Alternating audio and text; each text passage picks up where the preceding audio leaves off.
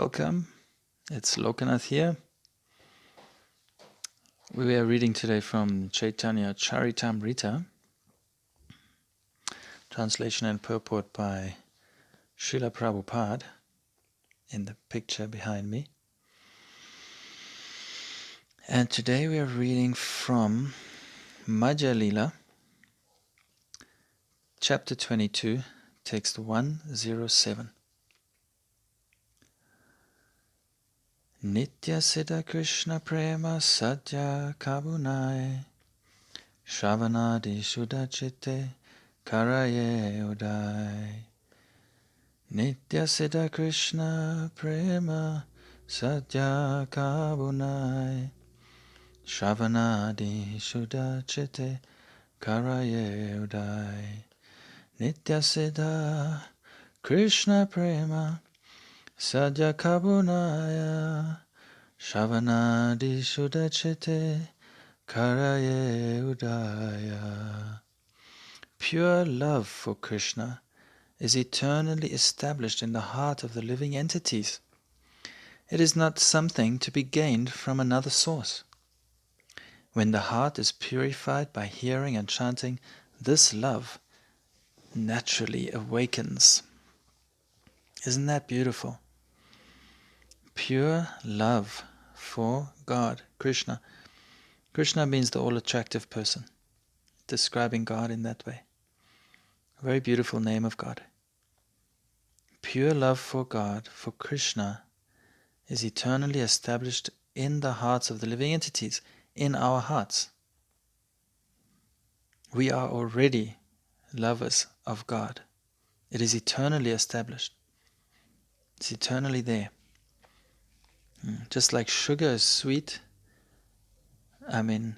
sugar is sweet, water is liquid, ice is cold.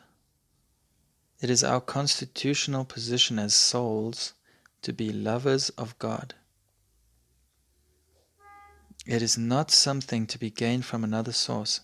It is not an artificial imposition on the mind. To love God is the natural state of the living entity, of the soul. The living entity is interesting. Like the body is not the living entity. The living force in the body is the soul. The symptom of life is consciousness. The symptom of the soul is consciousness. And so when the soul leaves the body is not conscious anymore. So the living entity, us, ourselves, the soul, we are eternally lovers of God. So then it says, when the heart is purified by hearing and chanting, this love naturally awakens. So the heart or the mind, there's different aspects of the mind. There's thinking, feeling, and willing. Thinking is generally something we understand that this is a function of the mind. And feeling and willing is more sort of the heart aspect of the mind, but it's different aspects of the mind.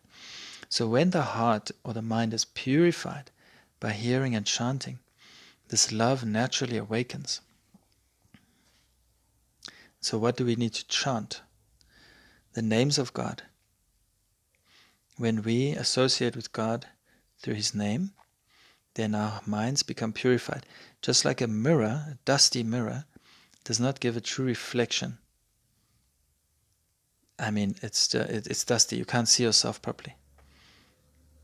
So once you clean the mirror, then you can see yourself. So similarly, we have to clean the mirror of the mind by hearing and chanting the names of God. And then naturally we start to see our true selves. We become self-realized. We become conscious of our true selves. Now we're only conscious of the body and the needs of the body and the senses and the mind and so on. But beyond that is the true self, the soul. And we can only become conscious of that by associating with God. Just like in the dead of night out in the bundus, in the bush, you can't see yourself even. Let's say it's a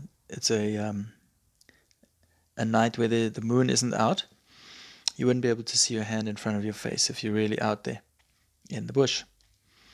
But then as the sun rises, you can see the sun, and you can see yourself. So as we become conscious of God, so if we're chanting the names of God, we become conscious of God, because God is non-different from His name, unlike us. God is absolute, so His name and Himself are the same. And so when we become conscious of God, we become self-realized, and we start to experience the symptoms of the soul, the qualities of our true selves, our eternal spiritual selves. So this is not an artificial imposition on the mind, this is our natural state. But we're in a state of ignorance right now. We're not experiencing that. We're not experiencing our true nature. We misidentify ourselves with the body. But our true selves is something different. We're like the drivers of the car. A driver of a car is not the car, just like we are the driving force in this body. We're not the body. We're within the body. That's why we say, this is my body. We don't say, this is I body.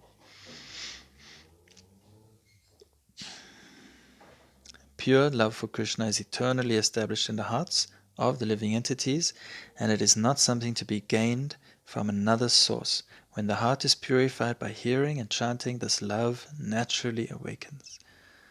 So try it out. Chant the names of God, and you will see an awakening.